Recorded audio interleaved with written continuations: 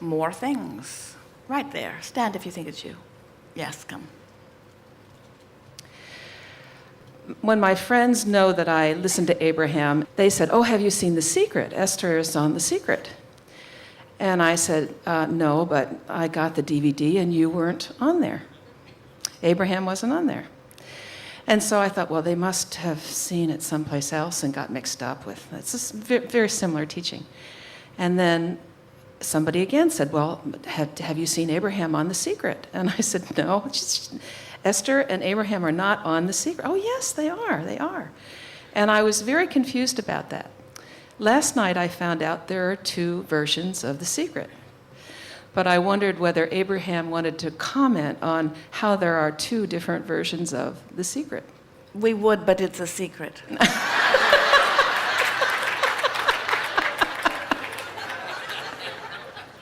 Well, Jerry and Esther were approached by the producer of The Secret.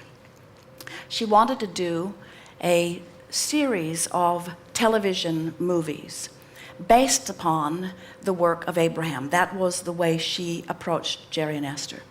And so they met with her and listened to her ideas and agreed to have her come. She came on one of the cruises and brought her crew and filmed the entire seminar and then interviewed Jerry and Esther and Abraham in front of a green screen, which was the footage that was to be utilized on The Secret. As The Secret unfolded and Jerry and Esther saw the footage, while there were things that they, if they had been the creator of it, would have done differently, for the most part, they found it to be an extremely uplifting, good-feeling first step in understanding the powerful law of attraction. And this very delightful woman said that she would find others who understood law of attraction and that they would put together this collage. And Jerry and Esther recognized some of the people that were on The Secret as people who had been long time on their tape programs and so on, and some that they had not known before. But Jerry, as he watched it especially, found it to be uplifting. Esther said for her it was a bit like being someone who hears perfect pitch, and even though there's a beautiful piece of music being played, if it's off just a little, it was discordant to her. But for the most part, they liked it very much. And then about 200,000 of those DVDs that had Esther's face and Abraham's voice were sold. It was supposed to be a television movie, but the network in Australia that was going to air it, for some reason, was not. And so, in order to recoup their dollars, the production company began looking for other avenues in order to market it, and did.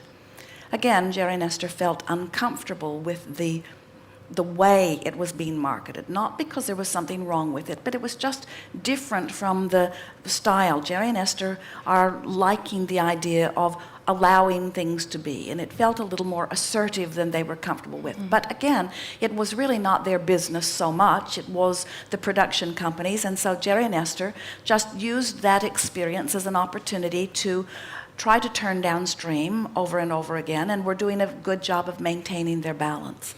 And then they got an email from the producer who said, "The contract that we have with you," because Jerry and Esther had sought out an intellectual property rights attorney before they allowed all of this to be filmed, "is hindering us from marketing this in the way that we want to. So you have two options. You can either turn over your intellectual property rights to us, or we will have to edit you out." And for Jerry and Esther, now it was a very easy thing. Turn over our property rights, be edited out. And even though being edited out was certainly not something that they wanted, it was clearly downstream for them.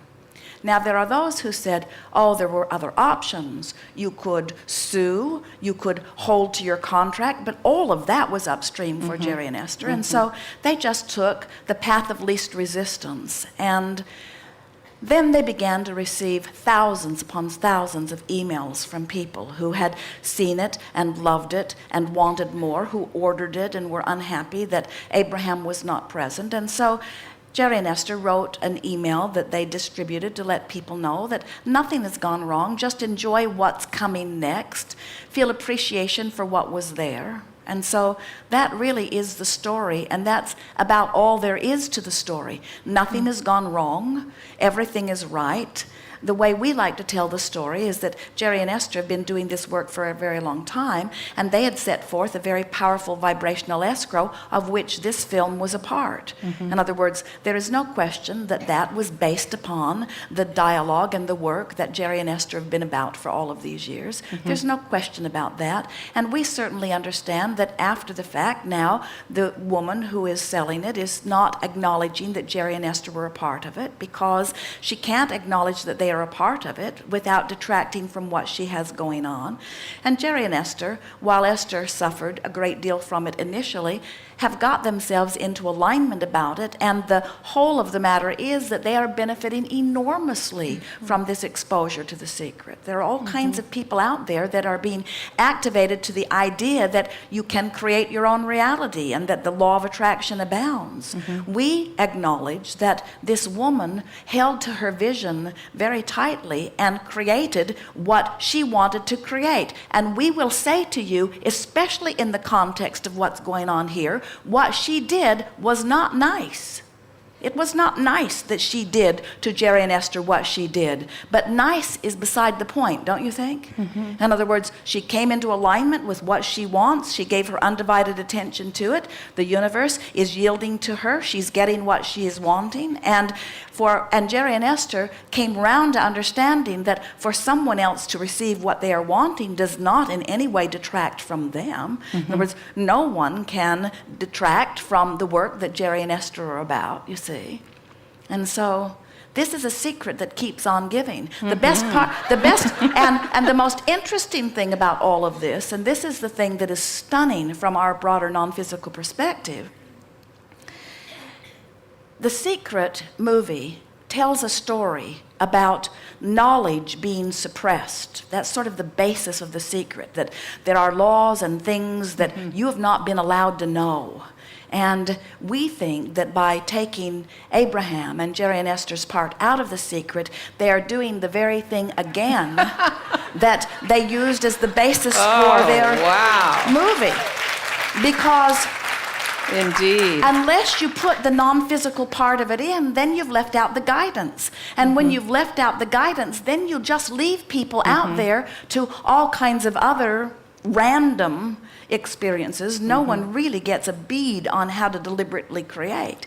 When you're traveling from point A to point B in your vehicle, it's easy to know, just head in that direction and keep going and you'll get there. But there are all kinds of people who would like to go from sickness to wellness, or from a bad relationship to a better relationship, or from confusion to clarity, who haven't been able to quantify those journeys. And the secret, that there isn't a secret. Calling law of attraction a secret is like calling gravity a secret. Like if we don't tell them, they'll fall up instead of down. If we don't teach them about gravity, they might throw a baseball and it might just go off into outer space unless they know that there's gravity. And we say, that will never happen. Law of attraction abounds, and there's not a shred of evidence to the contrary of it. And the secret that has been suppressed is that you are source energy in physical bodies. That's the secret that is suppressed, even though everybody in the world is an extension of source energy. In other words, people don't keep the secret because they're trying to deprive you of it. They keep the secret because they don't think you're ready to hear it, you see.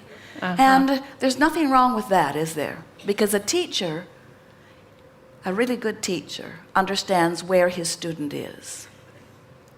So, very interesting. So really, the story of The Secret is, I want to tell the world the secret to creating. But I see that the world isn't ready for the big story, so I'll just tell them the mini version, and then I'll call it a secret while I continue to keep the secret. That's basically what happened. Wow.